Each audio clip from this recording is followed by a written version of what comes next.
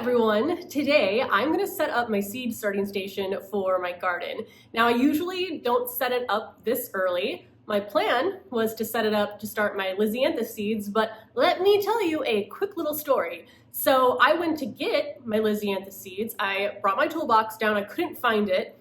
Then I remembered I did a 2024 seed haul video.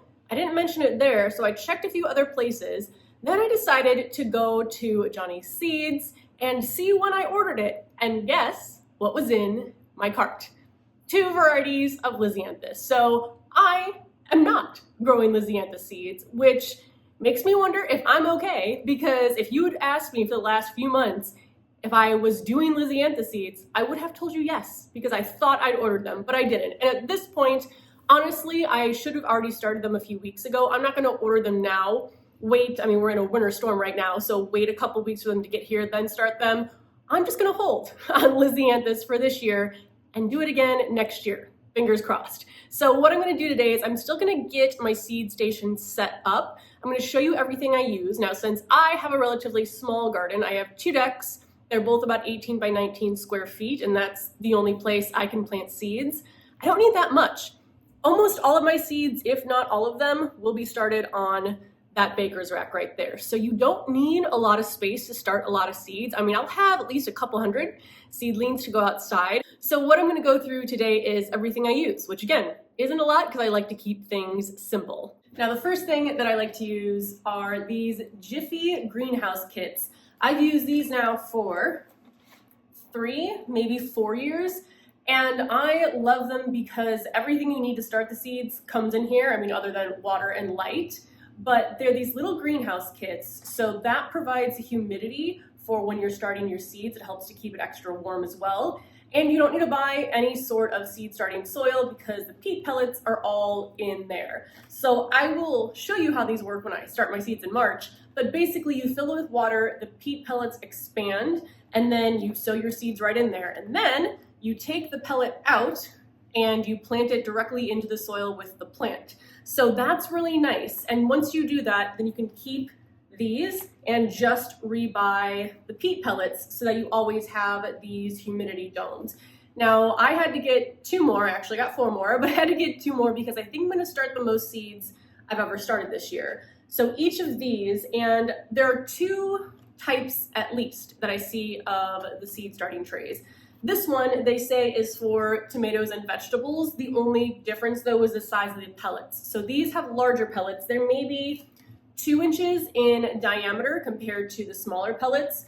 So you have fewer plants, but you have larger, growing space, which means you don't necessarily have to repot, or at least you don't have to repot indoors as quickly as you would with the smaller peat pellets. And again, I'm all about ease. My goal is to start these at a time inside when I do not have to pot them up. I always end up having to pot something based on how quickly it grows, but most things I don't have to pot up at all. So I use these for flowers. I don't know specifically why they say these should just be tomato and vegetable, but these are the ones I like to use for flowers. Now, if you get the smaller, I think they're about 1 inch, I'll show you in just a second.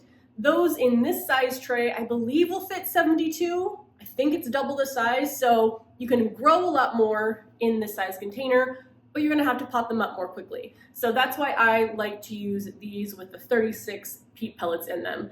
So 36 times 8, maybe just under 300, and all of that will fit onto this rack. Now let me show you the smaller version of the greenhouse. Now, this one, obviously the whole tray is smaller. So they have this size tray with the smaller peat pellets. This I got for my Lisianthus because the pellets are smaller. They're about the 1 inch size. You can see that in there without too much of a reflection. So these are about 1 inch in diameter. This one, there's 34 because the humidity dome is smaller. But if you're only gonna start maybe 50 about, this might be a good option for you. So the reason I got these for the Lisianthus was because I know that they grow very slowly, so I probably wouldn't have to pot them up, but now I don't have Lisianthus seeds. So I'm either gonna see if I can use these or I'm gonna give them away to a friend or a local school because I no longer need them. I can also hang on to them if I want for next year, so maybe that might be an option as well. But yeah, I really like these. Again, everything that you need comes in these packs, so I'm not having to worry about buying the seed starting trays, cleaning them at the end of the season. I do clean the domes here, but again, you just buy new peat pellets and refill it. I don't have to worry about buying potting mix.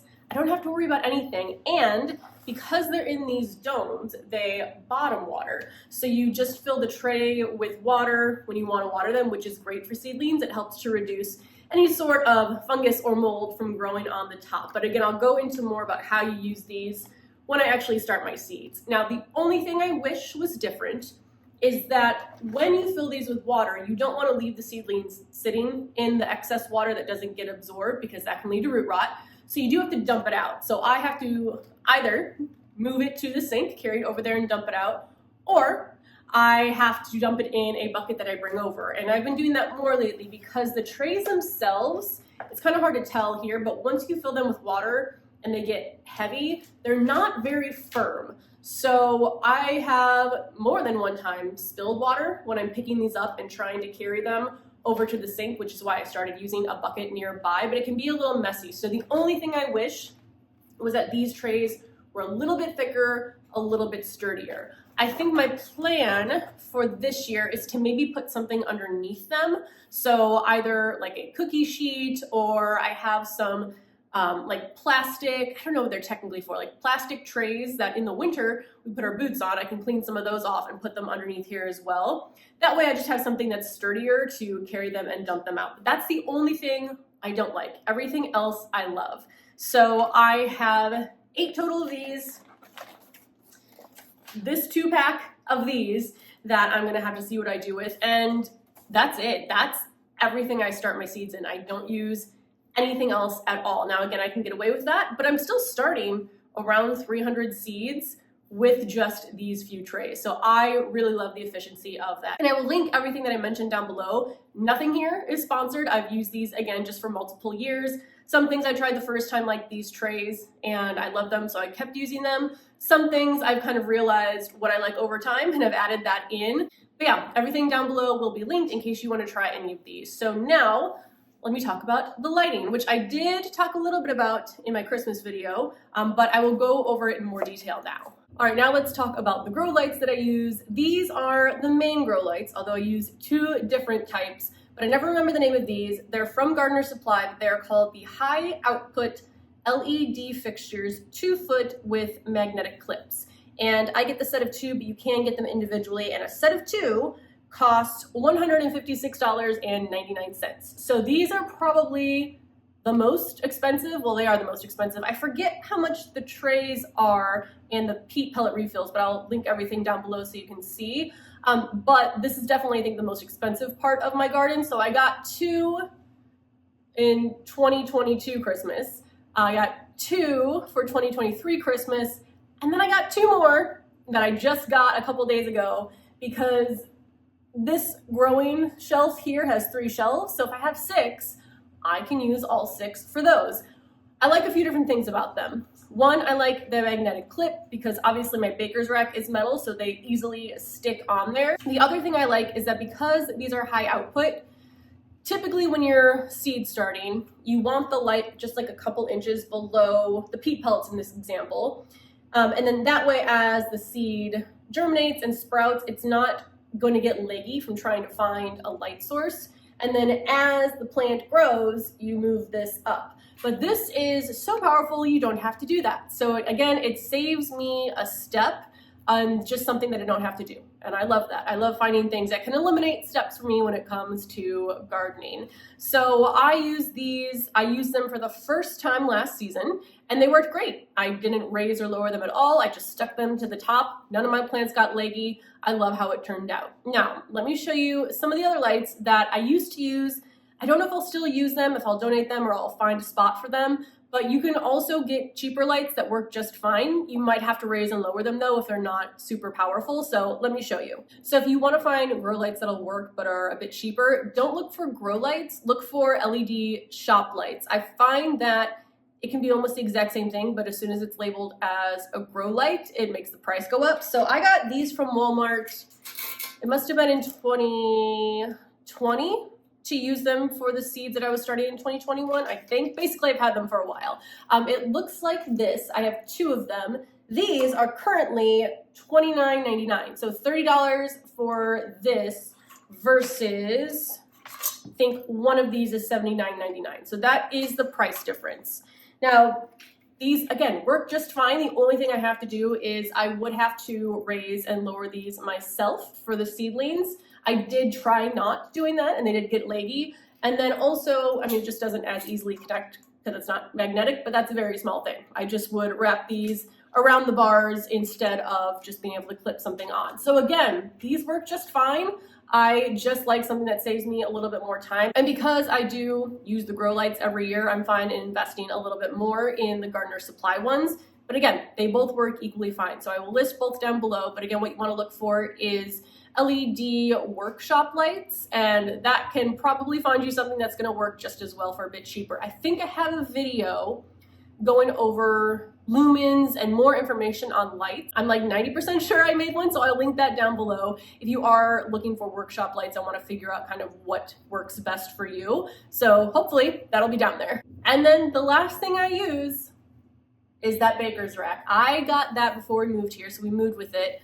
Maybe I've had it since 2018, and I used to just put plants on it. I didn't love that because the water would spill through sometimes and go straight down to the floor, but I find it really works well for the seedlings, especially the trays I use that have the covered bottom, so I don't have that issue. It's metal, which again works great for the magnetic clips. Didn't intend on doing that when I got it. It's also on wheels, so it's easy to move around. So that's why I love the baker's rack. If you did have a larger seed area set up, then you might want to have, a bunch of those, but everything I start can fit on one of those. Now, there are a lot of shelving units that are built specifically for seed starting or that have grow lights. I love looking at them, but I don't think I'll ever invest in one. But again, never say never. Maybe if I had a larger seed starting setup, but for me, because I'm only using this rack to start seeds for 2, maybe 3 months out of the year, I don't want to have a standalone shelving unit with grow lights just sitting empty. Now I could fill it with plants, but then when I start seeds, I have to find a place to put all those plants. So for me, it just makes sense to have something I can put up when I'm ready to start seeds and then take down and store usually around mid-May when I am finished with my seeds inside. So let's go ahead and set this up. I'm going to keep it here for now, but that's not where it's going to go when I'm ready to sow seeds. I'll show you where I'm going to put that, but we'll just get everything together because there are some cords I need to connect, make sure I have everything set up in the right position. So with the 2-pack of lights, you're going to get this little connector cord that'll connect the 2 lights together. And then you'll also have the actual plug that needs to go into the power supply for the light to work. So when I move this, I think this side is going to be where I want to plug things in. So I'm going to put you in the back, and it just sticks like that. So it's really easy to take off and move around where you want it. Then I'm going to plug the 2 together and stick you there. Now, one thing I also wish was different, and that you can get if you do buy the shelving unit that's meant to start seeds, is obviously these aren't as long as the shelves. So when I do start seeds, I do kind of adjust, like if something's more in the center one time when I water it, I'll kind of move it around, just so something over here isn't growing like diagonal, but I also do something else to kind of help with that I'll show you in a second. So let me get the rest of the lights up, and we'll go into the next step.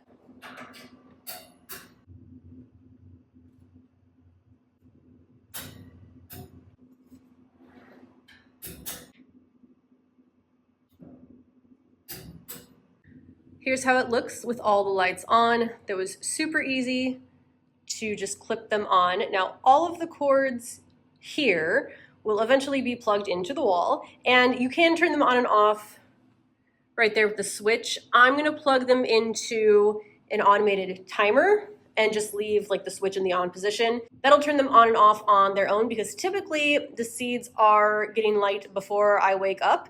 And then I will probably forget to turn them off at night. So a timer works best for me. Now, let me show you where it's actually gonna go once I start the seeds. So it's in the corner of the room right now, but once the seeds are under the light, I actually shift it over. Oh, look at that sad, cold winter view. But I actually shift it over right in front of this door here. That way it just gives a little bit of extra light, mostly in the morning since this faces east, but it gives my seedlings a little bit of extra light just to help with the grow lights. And that's worked out really well for me. So once the shelf is over here, all of the plugs will be plugged into, I don't know if I'm gonna use that power strip or a different power strip. The power strip will be plugged into a timer, and that's gonna power everything. So I have 6 lights here, but only 3 cords since the 2 lights do attach to each other. And that's it. That's my whole seed setup. So that's everything I use to start my seeds. It's super simple. It's basically, 3 items, multiples of some of those items, but a shelving rack, grow lights, and the little greenhouse seed starting trays. And that's everything. And that's how I've done it now for 3 or 4 years, and it works out really well. I don't have a ton of stuff that I need to mess with or store during the rest of the season, so I really like it. And sometimes I feel a little bit inferior seeing other people's seed starting setups, but I don't need to start that many seeds, and honestly I don't mind.